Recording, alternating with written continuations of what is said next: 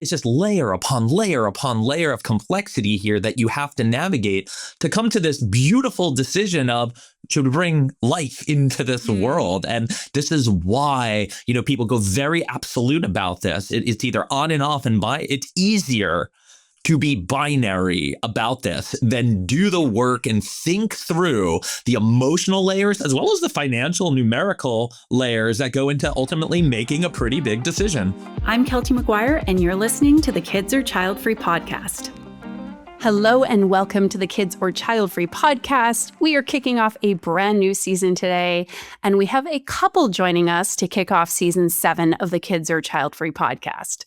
Today, we are talking about money, and these two are experts in the money realm, and specifically how you can money together, which in a moment, you'll find out why I'm using this lovely little catchphrase. But Heather and Douglas are not only experts in the financial world, but they are also parents themselves.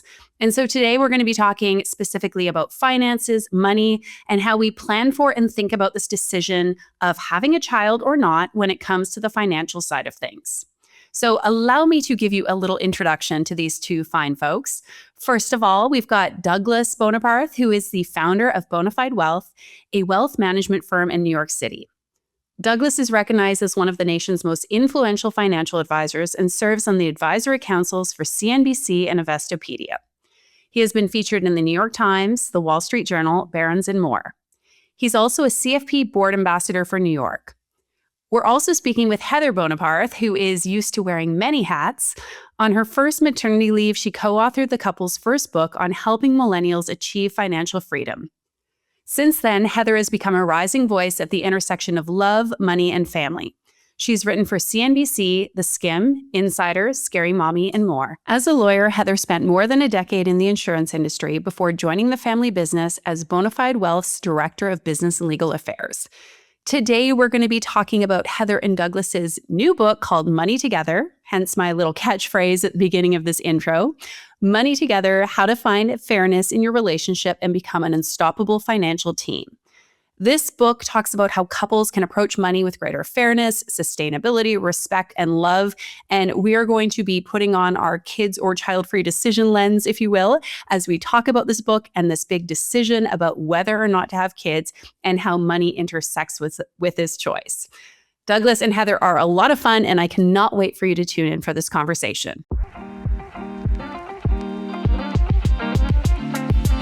Heather and Douglas, thank you so much for joining me today. And before I jump into delivering all my high praise for your book and the work you're doing, I'd actually love for the two of you to introduce yourselves and tell us a little bit about what we need to know for today's conversation. Sure. First. Thank you. My name is Heather Boneparth. I should have, when I say both of you. We just kind of, that was a test of your joint dynamic, by the way. Like, who's going to go first? It's always me, ladies first. His chivalry is not dead. My name is Heather Boneparth. I am what I'd like to call a recovering corporate attorney. I spent more than a decade in the commercial insurance industry as a lawyer, and I'm also a writer on all things family, relationships, and money. I joined our family firm, Bonafide Wealth, a wealth management firm based out of New York City, 3 years ago, with my loving husband right here, and we just published our book, which we're going to get into a lot today, called Money Together. And we're very excited to be here and share more about that with you. Cool. I'm Douglas Boneparth. I'm the president and founder of Bonafide Wealth. It's a wealth management firm based out of New York City. And we focus on high achieving millennials. That's really been the focus since we started the firm 9 years ago. I get to do a lot of fun stuff in the media, sit on the councils of CNBC and Investopedia, and of course, co-author a book with Heather here, which has been a really awesome project over the last 2 years. And now we get to work more. And I can also mention we have 2 daughters. Yeah. They are 10 and almost 7. And Doug and I met back in college in Florida many moons ago. Together a long time here, couple decades in the door. Okay, well, I have to say I have admittedly not read too many finance books, probably because they seem like they'd be really boring. Is that like an unfair conclusion to me? I don't want to cut you off. I was going to say because they're not interesting. Yeah, I probably had some assumptions about what finance books were like. And yet you had actually reached out when I shared some sort of podcasting milestone and said that you'd love to talk. And as soon as I found out what the two of you are up to, I said, let's definitely have you on the podcast, because actually finances are something we haven't talked about that much in the context of this decision, this kids or child-free choice, and specifically on the parent side. We've actually had, I'm not sure if you're familiar with Jay Zigmont, but he's a specialist in, or a financial expert who looks at child-free folks, which is, maybe Douglas, you know this, but it's generally been a population that has been largely overlooked or ignored when it comes to traditional financial planning and looking toward the future. And that said, I want to talk about finances and how it intersects with when we make this decision, as well as how the future might look when we have a child or children. So maybe before we get into your expertise, I just want to hear from a personal standpoint. First of all, did the two of you always know that you wanted to have children together? And then I'm wondering how the topic of finances and money intersected with that decision for the two of you. I would say that yes. I think we both knew we wanted to have kids. I'm an only child and grandchild on both sides of my family. So it was important for me that we had more than one child. And I think that my own past, dictates a lot of that. But I think Doug was pretty much in alignment on that. Now, in terms of our finances, we overcame a lot of financial hurdles early in our adult lives. I graduated law school with over $200,000 in student loan debt, and Doug was carrying probably $100,000 of grad school student loan debt. And so, when we look at our financial picture on paper at that point in time, It looked great. it would have objectively, somebody could have said, is this really the right time for you to be choosing to have kids, especially living in the most expensive city in the world? Like, we're living in New York City at the time, starting our careers. We were high earners as young adults, just by the numbers, but clearly we had a lot of debt. Yeah. So our income was going a lot to service that debt. So, on paper, would it have been a decision that, a financial advisor who wasn't Doug told us that it was the right time? Maybe not. But I think that's kind of what makes it so interesting, right? And a lot of what we talk about in the book when it comes to making this decision is that there's a duality when it comes to parenting decisions. And that begins early on with the decision of whether you want to have kids or not. Two things can be true, right? We were emotionally ready to embark on the idea of having kids. And that's the way I look at it, because I think even when we talk about whether you should or shouldn't, there's a lot of other uncertainties at play, right? So to me, it's more of are we open to the idea of having kids? Should we get pregnant? And the answer to that question was yes. But at the same time, Clearly by evidence of the two children. but I think too, beyond our own financial situation, again, like, we carry a lot of our childhood experiences and observations and beliefs into our adult life. So for me, even though we were in this financial situation, which wasn't ideal, we had reached a point that it was really important to both of us, knowing that we wanted to have kids, that we started to explore what that would look like. I'm an only child and grandchild on both sides of my family, and that's not by choice. That was due to the fact that my mother couldn't have more kids. And so I think there was that element too. Like, there's always a lot of factors that go into this decision. It's not just what appears on the paper. There's a lot of feelings and emotions and guidance from what we experienced in our own lives. I think from a financial advisor's perspective, wearing my professional hat, I think most people look at this like, what kind of risk financially are we taking on here? Whether that's, thinking about what you can afford to do or not. And anytime you're thinking about investing, you have like systematic risk and unsystematic risk. Like, what can you control and what can't you control? And I think this decision really gets bifurcated into these two buckets. And the more you slip into I'm going to try and control things that I cannot control, I think the more lost in the sauce you become, and the more emotions you can really have around the decision, when over here are all the things that you can put in your corner and focus on. And that's where you need to be spending your time, because this decision particularly has such a giant bucket of uncertainty and things that are so far outside of your control.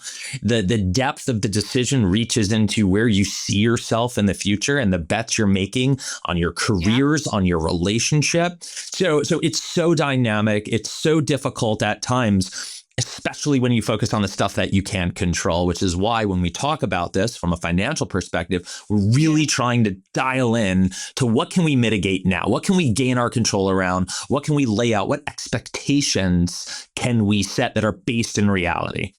Yeah, I think that's such a good way of putting it. And I mean, as you mentioned, this applies to so many different aspects of this choice. And that's something I ask a lot of my clients is like, what is within my control here? Because I mean, there are things outside your control that you haven't even thought about yet, right? It goes on and on and on. So I guess, to bring that back to the financial piece of things, like, and I think my, question I sometimes hear, and I've seen different arguments, I'm curious where the two of you fall on this, is essentially finances, money, what have you.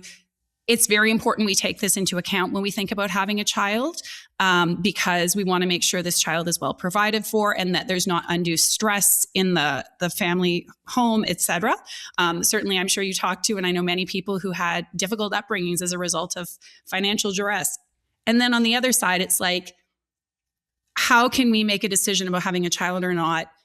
Like, and to drill it down to something as arguably unimportant. Of course, money makes the world go around, but is money. Like, if I want to have this experience, why should I let my finances dictate that? So what would you say there's a balance to be made there?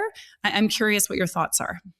I think all of personal finance in general is always trying to strike a balance between, the things that you want and the realities that you have today. And nothing pushes that forward more than thinking about having kids, right? When we think about cash flow, it's the balance of, well, what's comfort to us versus, how do we get to a point of being consistent with saving and investing? So you take this very fundamental lesson and you bring it into, ultimately raising kids or the choice to have a kid, and it's staring at you right in the face. That you brought up a very good point about some of this is subjective, right? Some of it, yes, we need to be able to provide and have basic provisions, a roof over our heads, food to eat. But, we just spent 2+ years interviewing couples. And of course, at our firm, we, sit across the table from 100 plus hundreds of couples over the course of Douglas's career.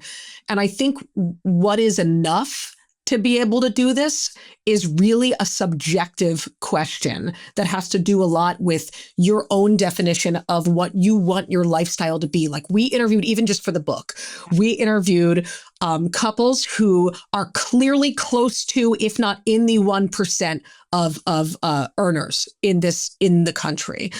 And they may feel like they don't have enough, and that they may say that they weren't ready. We actually met a couple who, over the course, they were both entrepreneurs, both founders with venture-backed companies, and they both felt like, absolutely not, we don't have enough. We're not, and part of that was a decision to not have children yet because they wanted to reach certain milestones in their businesses before they did. Guess what happened? A year later, she was pregnant when we followed up with them because I think that they had felt certain other things had happened in their life from the outside that made them think life is too short. This idea of that we had of these benchmarks had shifted around, and it wasn't so much their money, it was their mindset. I mean, but then on the other hand, we have couples who have struggled with certain levels of financial security in their household, but they're filled with love. And they were filled with, they brought stability to their situation. They made the most with what they have. And they said, we're going to make this work for our family. And they did. That's why, it is so subjective, right? I think people, when they have this conversation, anchor themselves to either great abundance and it's never a problem, we can have kids, and there's no way we can do this because of any number of financial constraints. And we're just kind of pointing out just how dynamic this is. The world here is really a sliding scale of gray. And because it's such a subjective place, that's what inherently makes this difficult. And there are ways to address this so that you can personalize this decision to your own financial life. And I should also mention that the couples that we spoke with who where individuals spoke of childhood trauma coming from their finances, it wasn't in most instances. Of course, there were a couple instances of homelessness, of food insecurity and incarceration that truly created financial trauma that these individuals carried into adulthood. But Financial scarcity in itself, in most instances, isn't what caused it. It was the way in which parents emotionally treated one another. It was the stress that they were putting into their children's lives. It was the way in which they were bringing that home and the way in which they dealt with it. That was what their children were carrying into adulthood. And like, as someone who objectively grew up with privilege, but also with financial baggage and financial trauma as a child, it didn't matter that there was money on one side of my family. So I think that, we point this out, just again, dynamic is the word. You make such a good point, and I'm really glad the two of you brought this up. And I know this is a question that underpins so much of your book, is like, do we have enough? What is enough? And I think that's a really important thing to define. Just like I encourage people when it comes to things like fulfillment and meaning and other aspects of this choice, is like, we need to figure out what that is for us. And I hear from people all the time things like, well, we have this like 2-bedroom apartment we have, but like before we have kids, we need to have a house. And I'm like, says who? Like, I know people who have had an infant and a young child in a studio apartment for the first year or so of its life. And it was fine because that was really an experience they wanted. They could still provide for that child. They could clothe that child. They certainly love that child. And so I think my guess is a lot of this is dictated by the environment you're in, what your upbringing was. And if you're, let's say, a financial advisor in New York and you're seeing people being able to provide a certain life or lifestyle for their children, that's going to be the bar at which you say, okay, I need to have that. But that may not be the case. Yeah. I want to mention up front that our oldest daughter, Hazel, lived in a nook off the kitchen in our apartment in New York City for the first year after she was born. Yeah, to kind of illustrate the challenges that everyone faces when they're making, decisions about their financial life. A lot of it, I mean, you're getting bookended here from your experiences as a child and your youth and growing up. Mm-hmm. And then you have to contend with the environment in which you live in as an adult. To your point, if you're, hanging around with high flying individuals in New York City and you believe that's where you got to be, and those are the types of, circles you need to hang out with, that may be disjointed with your station in life and what your earning power is and what your financial realities are, all while combating, the thoughts and feelings you had from the environment. What if that gets paired with, a wonderful childhood in a big house with a lot of siblings in the suburbs, right? This is not congruent to your conditioning nor your current environment. So again, and that is where we see a lot of couples butt heads, both before they decide to have children and after they start a family together, is this incongruous idea of what lifestyle they're trying to live up to, what their idea of enough is, and whether they're trying too hard to acclimate to the environment that maybe they lived in before they had kids versus to find a place that is able to give them more of what they both want. And here we are talking about how like this couple in our example is some homogeneous blob that's acting and thinking together in the same exact way. What makes this even more difficult is they have their own upbringings. They have their own different versions of this. And now those things are colliding into, no, we need to be in the big apartment in the city. No, I would just settle for a nice, carriage home in the suburb where we have a backyard. I, grew up with this kind of privilege. I didn't. And, it's just layer upon layer upon layer of complexity here that you have to navigate to come to this beautiful decision of, should we bring life into this world? And this is why, people go very absolute about this. It's either on and off, and it's easier to be binary about this than do the work and think through the emotional layers as well as the financial numerical layers that go into ultimately making a pretty big decision. Right. Yeah, I couldn't agree more. I mean, there's very little nuance around this decision in general, and I'm sure you see it in the financial space. And then like, it's hard to explore and sort of mine all these different layers of this decision, but I feel like people will be so much better for having done it. They're going to feel like they've made an intentional choice and be able to better stand behind the choices they've made within that decision, even if they ultimately go amiss, which, that's, we follow one path, we realize we've got to course correct, but at least then we kind of know, okay, we've done the due diligence and we've flexed the muscles, if you will, to be able to have these hard conversations and be able to communicate with our partner in this case. You've mentioned childhood, upbringing, backgrounds several times now and again. I know this is a big piece inside the book that you explore. And I thought it elicited some really great conversations between my partner and I, who have talked at length about the fact that we have quite different backgrounds, but it was still helpful in uncovering additional layers. So I want to first thank you for that and recommend, which I haven't done yet already, that like everyone should be picking up a copy of this book to be able to ideally read with your partner, but to then go through the exercises within it, because it's not a definitive how-to manual around finances, but it's more like giving people the tool set to be able to, I think my takeaway was like to be able to communicate thoughtfully, lovingly, and to be able to get on the same page, or at least in the same book, where often we're coming from like totally different libraries, if you will. You know, empathy builds a very, very strong bridge between two people.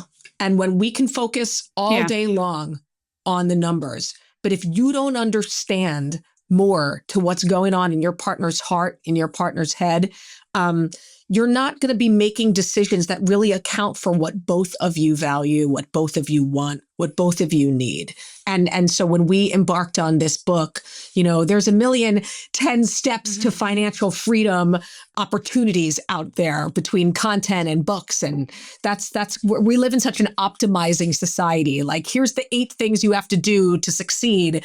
But life isn't really like that. And we can't really predict what the future will hold. I mean, there's so much uncertainty, and we just wanted to create space for people to have more understanding for one another, to navigate life's uncertainties, the good and the bad, because uncertainty can be scary, but it's also beautiful and filled with possibilities. And I think that a lot of that is true in the context of this conversation too. We're not trained in any of this, let alone how to, ask the right questions of your partner that provide you with revealing, components of navigating your financial or just navigating your relationship together, right? To your point, we're looking, and to Heather's point about optimization, we're looking for those checklists because it's the easier route. Since when do shortcuts get you the best results? They do not. So by offering stories, right? By offering our stories of others, you're able to share experiences that maybe resonate with people, that open the door to that conversation with their partner and begin the learning. And when we have this conversation about family and about children and parenting, we wanted to take a non-math approach, because there's a lot of math approaches out there. We wanted to give readers and listeners here today the permission to understand that sometimes the math doesn't math, but we do things anyway. Because and I think that there are some people out there that are looking for that permission. And we wanted to be the ones to give it to you and to say, there were decisions that we made in our lives, not only when it came to a decision to have kids, but when we purchased our house. We purchased a house a year after having Hazel. I knew the minute we had her that everything about our plans had changed. I didn't want to raise a kid in the city. That wasn't the plan. The plan was to stay in the city. But the minute we brought her home, I felt completely differently. Nothing could have prepared me for how the shift came on so quick emotionally for me. And so the math didn't really math when we decided to move out and buy a house and use most of our emergency fund to close on a house and to escape New York City. But that was what we decided to do. And this coming from a financial advisor too. Well, and I think having that sort of backbone of communication in your relationship it's going to be important in the future, in the sense that I think it's important we talk about this decision, the different aspects of it, to play out different scenarios. And also, there's so many things we can't know. We talk about the uncertainties, the things that are out of our control, and also the things that we may want in the future, the things that will change that we can't see down that path. And so it's more about, I guess, building the confidence to know that we can address that when that time comes and be able to navigate it together and, as a couple specifically. Yeah, that's right. I mean, I think, Doug every day sits down with clients and looks at what resources people need to be able to navigate uncertainty and to also reprioritize those resources over time. I mean, so much of No Kids is about priorities, and it's about reprioritizing if your feelings change. They will. Right. Yeah. Yeah, that's one certainty. We can be certain that feelings will change. So when it comes to that background, and we've got, let's say, a couple, and they've come from very different backgrounds, or maybe similar backgrounds, but their experiences around money have been totally disparate from one another. Do you think there are maybe some important conversations or even questions they could ask if they're considering having a child together that might aid them both in that decision as well as in the future if they have a kid? Absolutely. Absolutely. And this is where we can rely on, the fundamentals that I inevitably would work on with a client or any individual would want to lay down before making any major financial decision. We always come back to basics. And what that means is, do both partners have a full understanding of their financial life, from what money comes in, what money goes out, how much are you making, how much are you spending? How much you have, where are your financial resources located, in which accounts and how much? What does that cash reserve look like if one exists? What investments are out there? Then getting aligned on goals, right? And opening that door to communication. But before I go down that road, I cannot tell you how important it is to get the foundational piece together. This is the one that if you don't have down, you're really unable to play this game and have the productive conversations you need to move forward. Literally, it is the non-starter if you don't get that down. Once that's there, you can start to say, all right, where are our tolerances around, spending? You can have a productive conversation around, the most or largest expense that most new parents are going to face is childcare. So now you're bringing in, whether it's $1,000, $2,000, $3,000, I mean, it depends on where you are in the country. This could be $4,000 a month. This could be $1,600 a month. Or it could be nothing if you live near your village and you've got grandparents. It's a really good point. It then says, hey, do we need to call, a parent, or do we need to move closer to a parent? Are we capable of doing that? Well, our jobs allow us to do that. Does this make the most sense, not just for us financially, but who you want raising your children? Heather mentioned the village. Who are the people and the influences around your child? We all typically feel good if you have a loving parent, that grandparent, to be the one to do it versus a complete stranger or a group of strangers. People would gravitate that way naturally, depending on your relationship. So it just goes to show, look what splinters off and what you get yourself into when it comes down to the realities and the logistics of having a child when you have this foundational piece in play. You gotta start at the beginning here. It is so important. If you can't do it yourself or build a practice around it, there are professionals to help you here, but you gotta get this piece done. I would think it's a little reckless to make a decision this big. You would never buy a house. There's a reason when you're applying for a mortgage, the company that's giving you this debt wants to know everything and anything about your financial life. There's no bank backing your decision to have a child here, and people are just like underwriting, having children without doing any risk controls here. That's crazy. But what's even crazier is that this is all true, and still the math may not math. That's okay. That's okay. Hey, we're really cutting it close month to month. As it is, now we got to deal with an extra $1,500 a month to take care of this kid. That means, oh my God, if things don't change in our careers or income, or we don't make a change to move closer to someone who can help facilitate us, that, we're going to take on more financial risk to do that. Some folks might say, okay, love will find a way. I'm betting on myself. I'm betting on her. I see the next few years of promotions and bonuses. I'm building my business, my book, my career's flourishing. I'm willing to take that risk today and provide for this child, even if it comes at the cost of carrying a little bit more expense than we can handle right now. That's what we mean by the math is not mathing today. Very well could be in the future, but that's all solid thinking and expectation setting. I think that's pretty much the position that we were in. Yeah. When we started. Yeah, there was a component that was weird, for what we can't solve for financially. Are we comfortable with 20% of this decision being a big bet on ourselves? And then you go back and say, well, we've always bet on ourselves. Look where we were and look where we are. Are we going to stop? Is that going to stop? What's the worst that can happen? What are the things that are going to stop us in this? And we're like, well, we don't really see too much of that. I see more upside than downside here. And if you're doing this exercise and you say, wow, that's a lot of downside if we make this decision, and that's a lot of hurt, and some of these things we can't get ourselves out of, that very well could be the thing, and maybe should be the thing that says, now is not the right time. Love is not going to solve that. Okay, so one thing I hear from fence sitters over and over again when it comes to getting clear on their kids or child-free choice is, I don't know where to start. I don't know what to do. I've been going in circles. I've been trying the things, going to therapy, making pros and cons lists, talking about this ad nauseum with my partner. And I just don't know how to get clear on things. I don't know what steps to take. I don't know how to figure out like which of these thoughts that I'm having and anxiety should I listen to? Which ones should I push aside? And so essentially, those of you on the fence, what I'm hearing is that you are lacking a plan.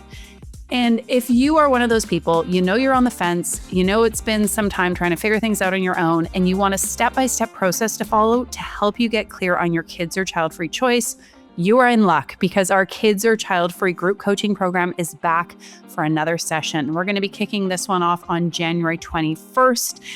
If you're a woman on the fence who wants to be part of a community of like-minded women where we meet every 1 to 2 weeks for coaching sessions, discussions, where I'm going to take you through different reflection prompts to help you figure out which decision is right for you, then you're going to want to head on over to kidsorchildfree.com, or you can find the link in the show notes of today's episode. On that page, you're going to find all the information as well as the sign up button to join us for this session of the program. We run for 3 months. We talk about the beliefs that are keeping you stuck. We talk about the kind of life that you want, help you envision that future, whether it's to be or remain child-free or to have kids. There's so much good stuff inside this program. And what I hear again and again from the women who go through it is they appreciate so much having a dedicated time and space to explore this question away from the rest of their lives to help really connect with what it is that they want. If that's something that sounds of interest to you, again, head to the show notes or head on over to kidsorchildfree.com, where you will find details on our Kids or Child Free group program under the Work With Me tab. All right, I look forward to having a bunch of you join us for this winter session of the program. Let's get back to today's conversation. But then that becomes the problem to solve for, right? If we have clarity, this is something I want, we want to have a child or children together, then it becomes, okay, but we're limited in doing this. Then it's like, okay, what are some ways? And I know there was I forget which section of the book it's in, but you talk about like a million different ways or possibilities for like solving for a problem or yeah. And I just thought that's so good because I think a lot of times we think it can only be done in a certain way or it's very black and white, like, okay, well, it's just not possible for us. And the biggest thing I'm hearing is it's having honesty, awareness, like being intentional about, okay, if I'm going into this, having a child thing, and we know that maybe it's going to be tight or we can't always make ends meet or we have to dip into savings, at least we're not doing that from a place of, oh, oops, that was a big, we didn't really think this through. It's like being, and of course there's still uncertainty, but being very deliberate in our decision.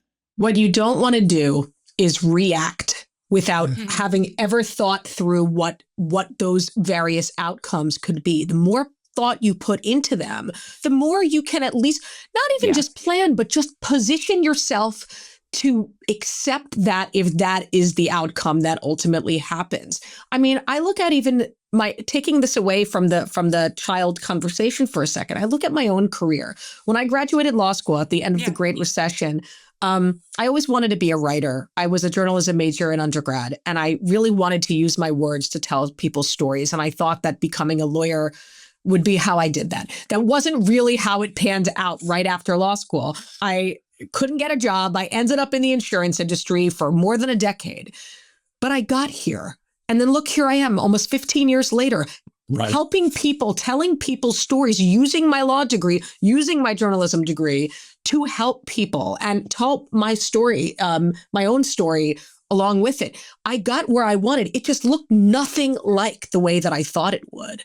And I share that because there are so many ways to get to the place you want. I think we all just get really locked in, right? And one of our main goals, whether we're talking about having kids or whether we're talking about how to navigate your finances with a partner more broadly, is to embrace fluidity and embrace the flexibility took my word. to get where we want to be. Because that that is how we do this in a more harmonious way. That is how we create that teamwork. And we also allow for not only like people to make mistakes, for things to not go the way you want them to go, but also to embrace opportunities that you don't expect to arise. It's not easy to do because most people view change. Heather's talking about change here, right? And that's a certainty. Your life will always be changing. We talk about going through seasons of life, right? Just when you think you got it figured out, life will show up and be like, you don't got it figured out. Everything's different. And now you got to navigate this, right? So when people, again, this compounding effect that takes place with two people, you're not just talking about moving one person's cheese and, the change that's going to take place. You've got a second person there who's going through this, level of change as well. And one thing we always know is that moving cheeses around, if you're mice in this example, is horribly, horribly uncomfortable, right? And that's where that compounding of great. Two people are uncomfortable now in their own respective ways. Yeah. And you got to reconcile that, right? And the only way to do that is through that communication, through having that understanding, that level set, and then being able to be bold enough to look forward and saying, all right, again, upside, downside, where are we placing our bets on ourselves? Because now we're talking, all right. I know what your downside is. I know where my emotions lie. Where do we fall into this? Once you get to that point right there, you're swimming together and you're able to make these decisions as a team. That's what needs to happen.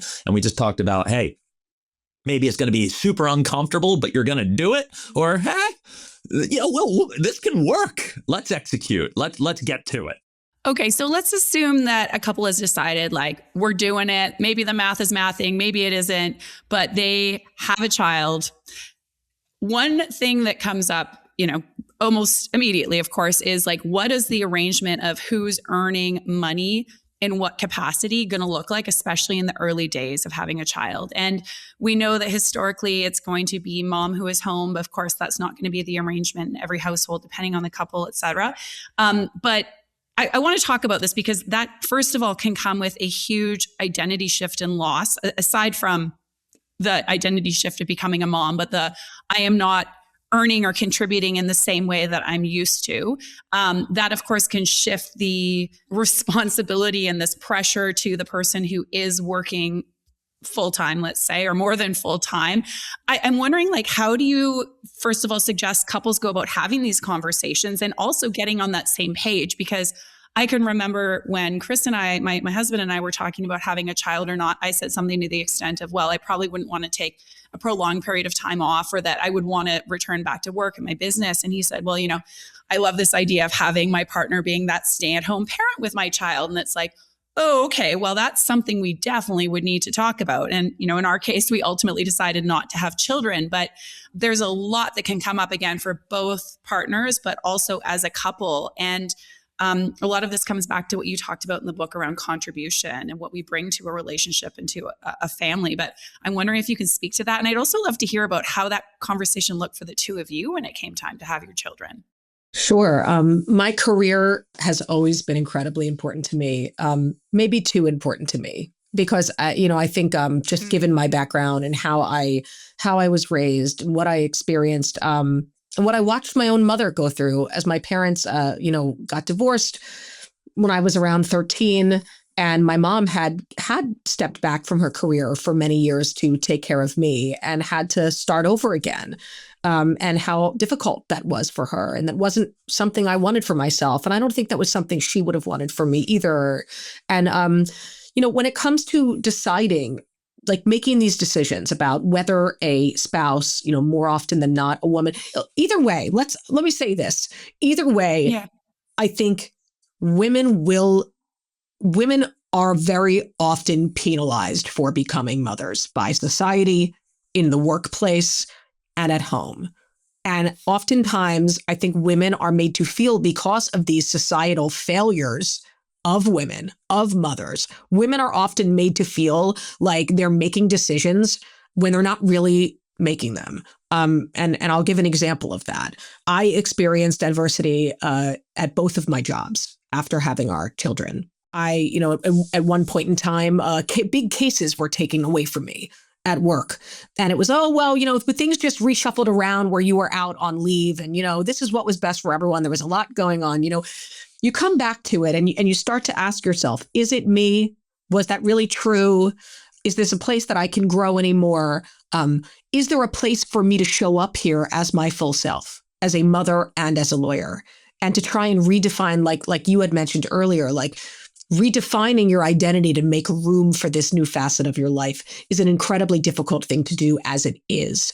And then when you're in, environments and a society that doesn't really support us or give us the resources we need to bring our whole selves to the table, it's incredibly, incredibly difficult. And it makes decisions around whether to downshift from the workplace, like even harder. Mm-hmm. Something I encourage any woman who does not want to should not.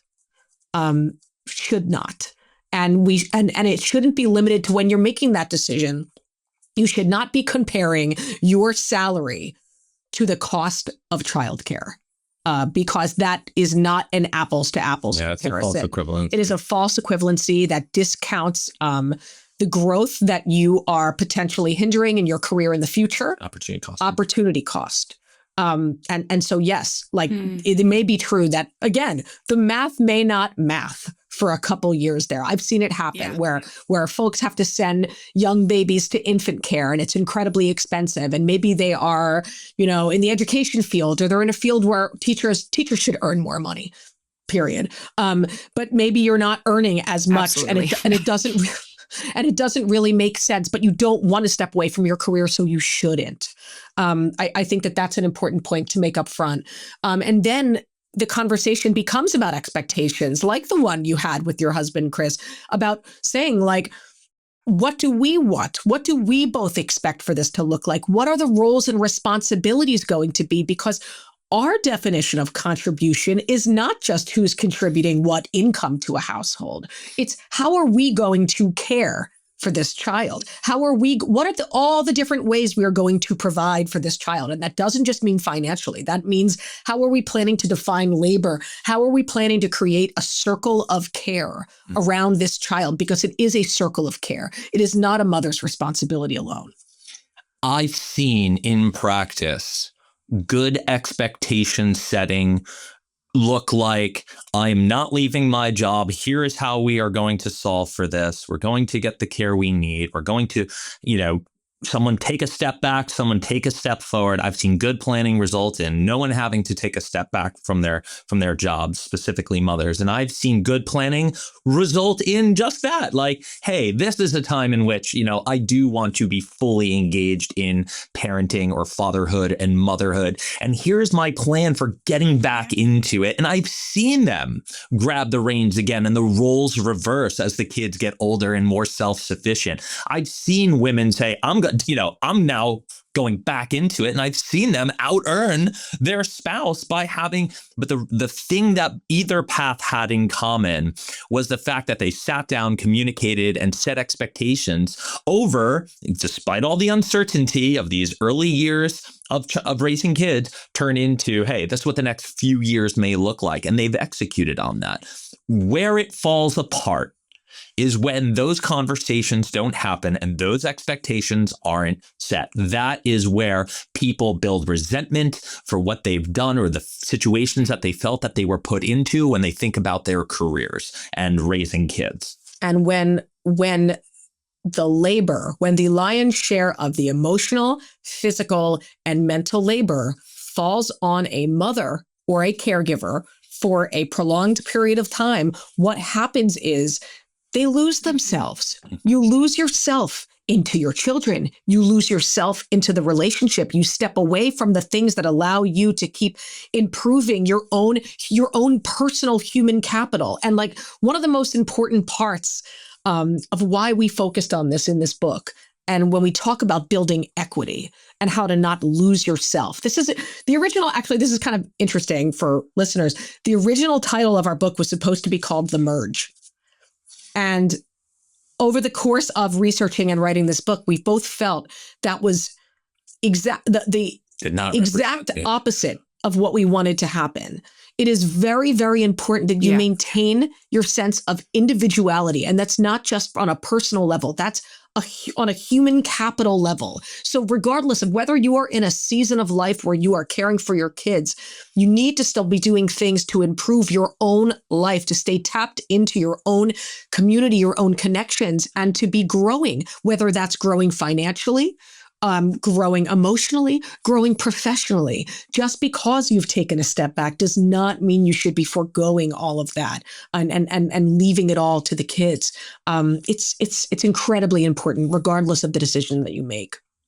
I'm not sure if you've seen it, but and even if you haven't, there's so many instances of this, but there's a viral video in the last few weeks of a woman who says she's been home with her kids for the last, I think, 7 or 10 years, raising 2 children. Her husband's asked her for a divorce. He's now cut off access to the accounts.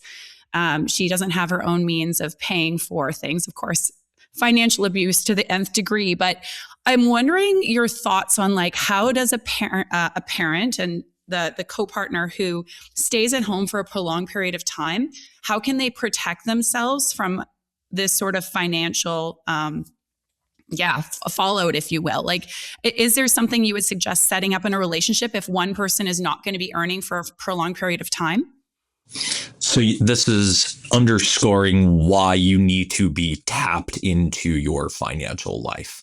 This is why, this is the worst outcome. One of the worst outcomes possible when you don't intimately understand the ins and outs and have that foundation. Let me say this. If you are asking your partner, if it was 7-10 years ago at the very beginning before they made this decision, and you said, we're going to make this decision, but I need to know what's coming in, what's going out. We need to be a team around our finances. And your partner says to you, you don't need to worry about that. Or worse, that is none of your business. I'm the person that makes the money. You're going to focus on raising the kids. You now have a giant red flag being raised up in the air. And that needs to be addressed to figure out, why did that just happen? Because it should be screaming at you that there may be problems ahead. And lo and behold, we're at this juncture 7-10 years later, not tapped in, disempowered, cut off, really dire kind of stuff you don't want to read about. And you can go back hopefully to the beginning and say, hey, we're dialed in, we're having those conversations. So I'll leave it there. And this again is just why, access is one of the most critical steps. If you're I know that there's videos out there about people suggesting that caregivers should be paid a salary. Yeah.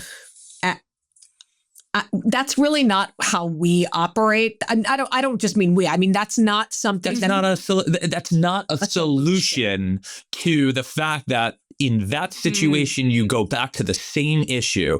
Saying I need a salary to be paid for my work is not a replacement for being dialed in to your finances. That is maybe one of the worst band-aids you can put it. Yes, maybe it gives you financial resources. Yes, maybe you feel like you can spend a little, but you're still, a beholden to the earner here. You're not operating as a team. You don't have full access. And I think also, but if you are concerned about continuing to grow financially at the time, I mean, there are options like spousal IRAs, right? Absolutely. There are ways that are beneficial to the household to actually have investments of your own that promote team playing. It doesn't need to be set on this. What I don't like is these decisions, whether it's around paying yourself a salary because you're a stay-at-home.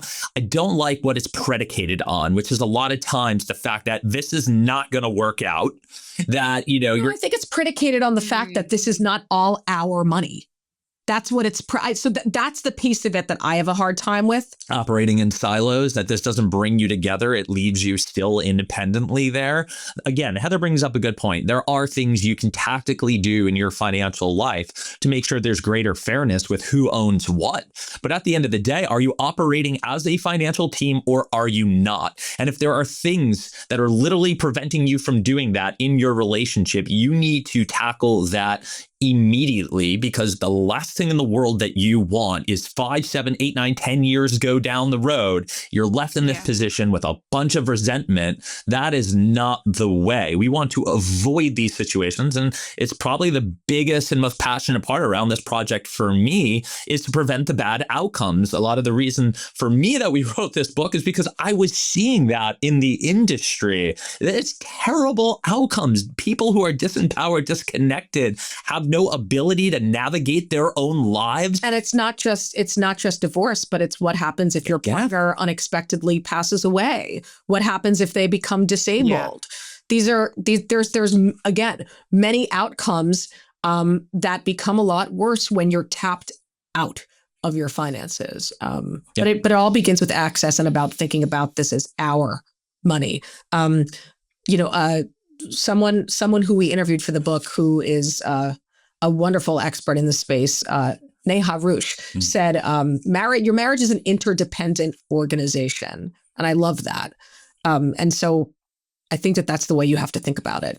So, question to follow up on that, this idea of it being our money. I was curious because anecdotally, I know couples who keep either partially separate finances or fully separate finances. And I actually polled our audience yesterday, and I don't have the numbers right in front of me, but like quite a substantial number say, our finances are totally separate from one another. And so if it's either partially or totally separate, is it still possible to think about this as our money? And if so, how would you suggest a couple goes about navigating that, especially if we're looking at bringing in a third or fourth or fifth party in the form of a child, and like who's contributing what? Well, anything's possible with the proper planning, right? And more importantly, anything's possible as long as that transparency exists between two people. But I'll say this, it is very difficult to play a team sport when you are operating on a field of your own.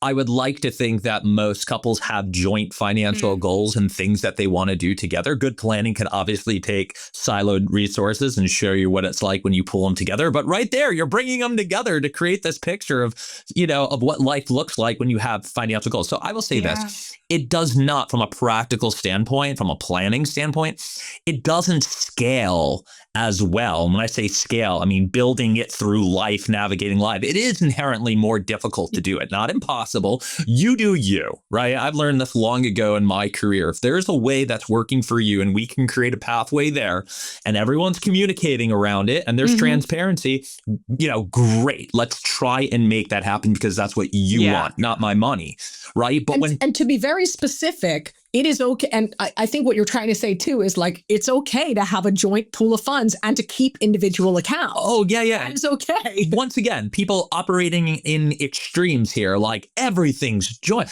We have our own individual checking accounts. There are parts of our life that need to be facilitated individually. She's handling things that I trust her on that I don't want to deal with because she's got it. Same here on my end. Where that break, if I'm learning that Heather has tucked $100,000 away against my knowledge, what are we doing here? That's wild. Infidelity too. Yeah. We're not just, what do you mean you've been hoarding tens of thousands of dollars? What we both know is that, there could be $5,000 to $10,000 in an individual account that's used for these very specific purposes. I might want to get her a gift. She might want to get me one. She has to deal with, PTO or sports or whatever it may be for the children. That's cool too. But there's controls and limits and check-ins, whether there's a check-in number around that. There are things around that. So it's not binary. Like we're really going to be on different ends of the football field here. But again, my preference, you bring it together. You're a team. You're doing this for life.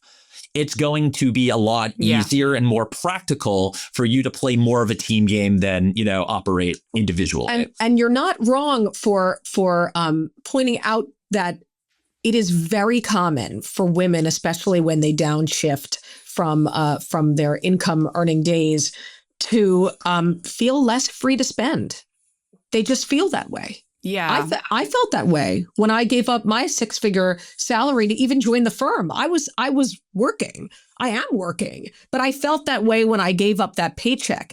And it took it took us reshuffling not just the way that we approached our money, but it took me emotionally believing that I was adding enough value to our household to keep spending the way that I wanted to spend. But so for one of the things that works for us is this concept of a check-in number for our joint finances, rather than feeling like you need to go over every little thing or feeling like you can't. The default is that you can. Yeah. You can is the default. We set a number, and the number needs to be the same for both of you. I don't care if your husband is earning 4 times your salary, the number is the same for both of you. That is what equity looks like. Yeah. So if the number is $500, then anything below $500, you should feel free to spend. Yeah. When it's above $500, you sit down and you talk about it. My number's $2 billion, just to be clear. That's really where I start to check in. No, I just thought kidding. it might be.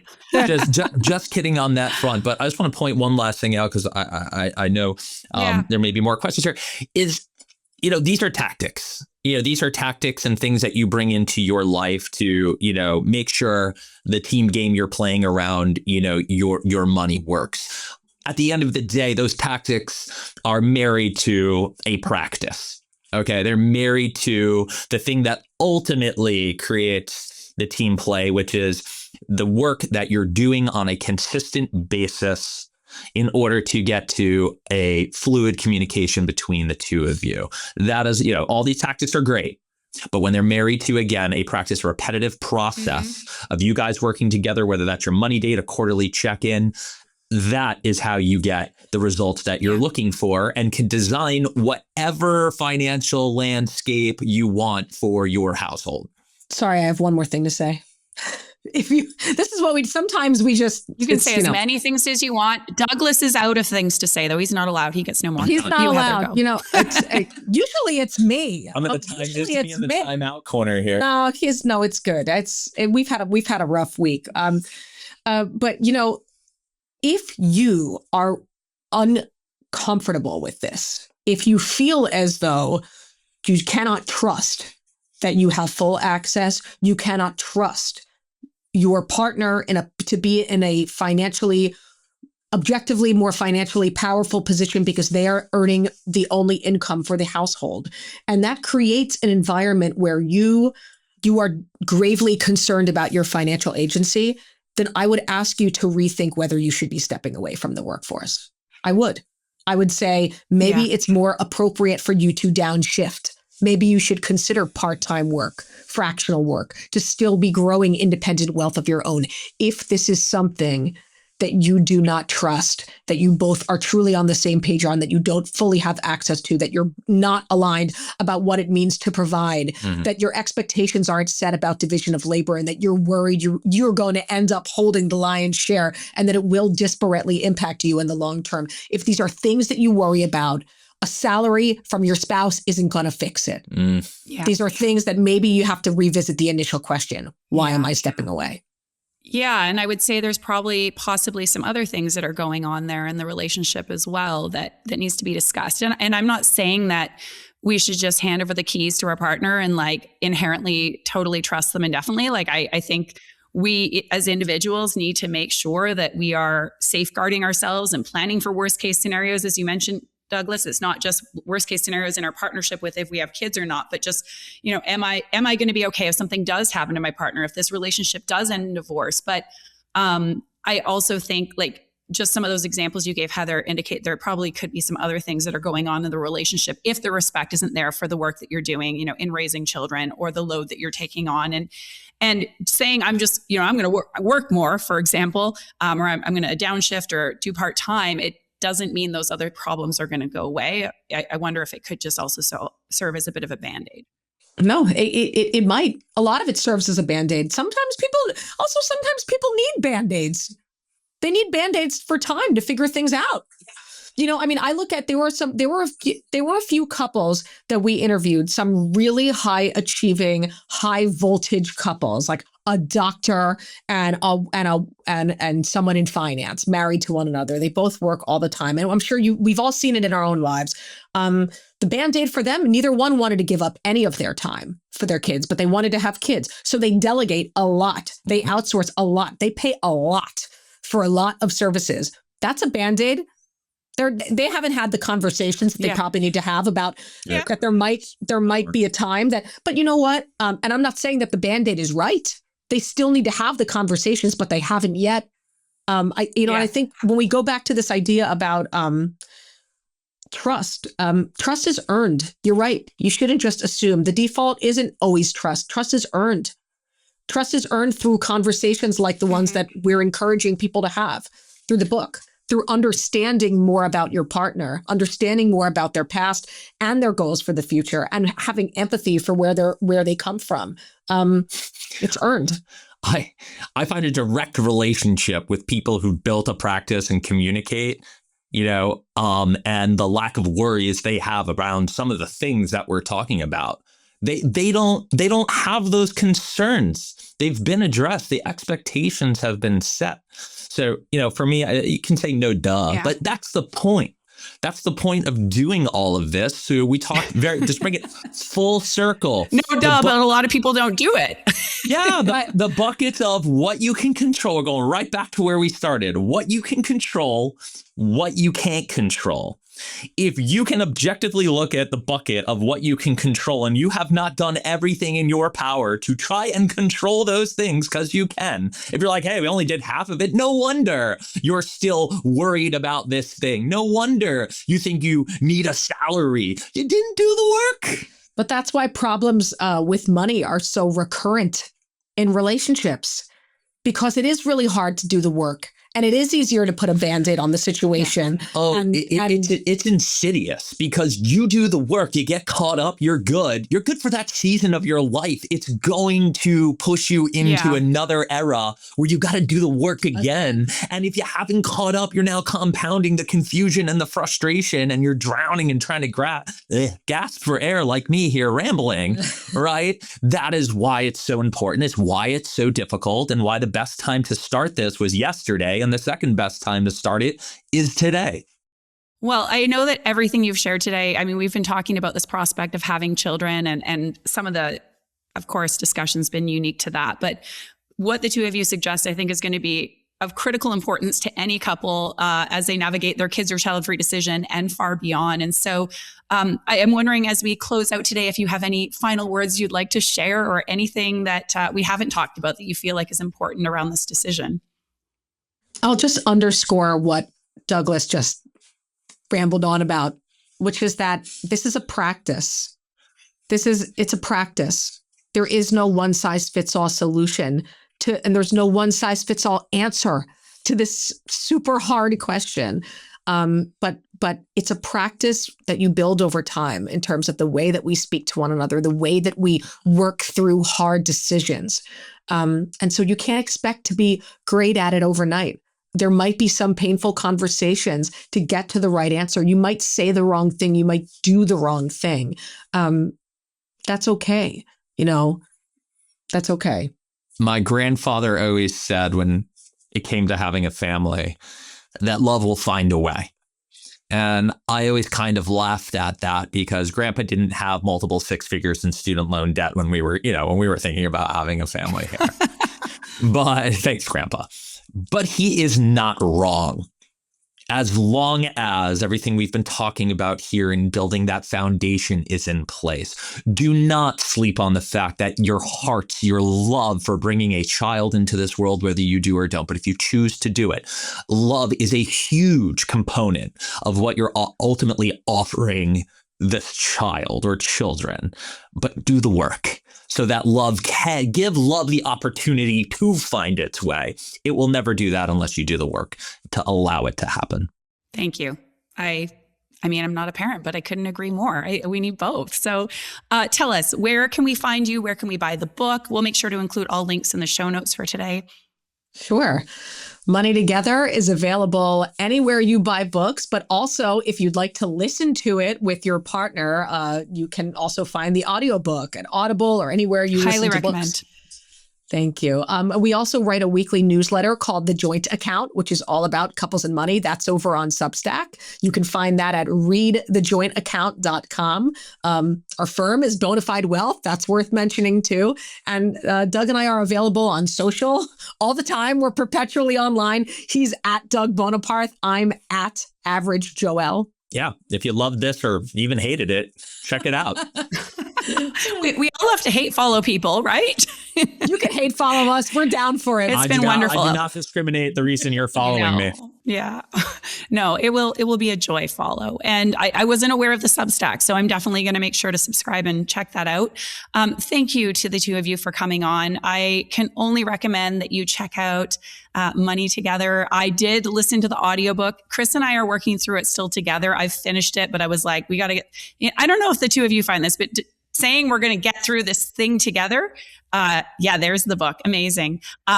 It can take some time. So I was like, I got to speed ahead and finish up. We're going to go back and revisit exercises, but it's already elicited some really great conversations between the two of us. And I have to say, I'm just inspired we have pretty, I would say, open communications and knowledge about what's going on financially, but I still know that we could do better. And there's other areas we need to explore. So I appreciate the nudge in doing that. And the audiobook, as I told Heather before we started recording, is fantastic.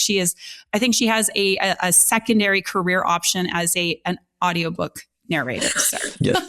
Thank you so much. It's all my childhood theater program skills coming to life. I really appreciate that. She's a star.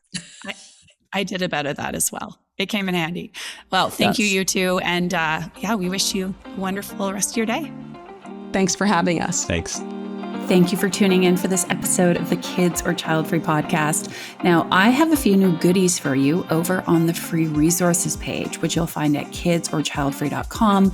I will also link to this in today's show notes.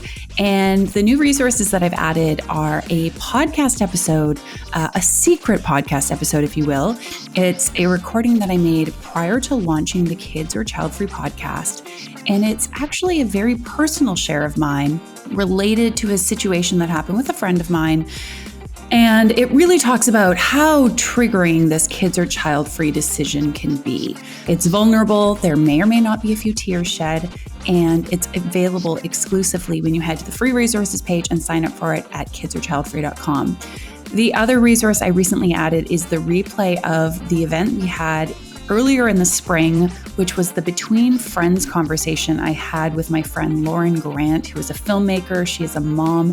And we talked all about how we've maintained our friendship throughout all the ups and downs that motherhood and this decision that I've made has brought. We talk about how you personally can navigate some of the concerns and the challenges that you might be having in your friendships when one of you has kids and the other one doesn't. Again, check it out. That's at kidsorchildfree.com under the free resources tab. Thank you again for listening today, and we'll see you back here soon for another episode of the Kids or Child Free podcast.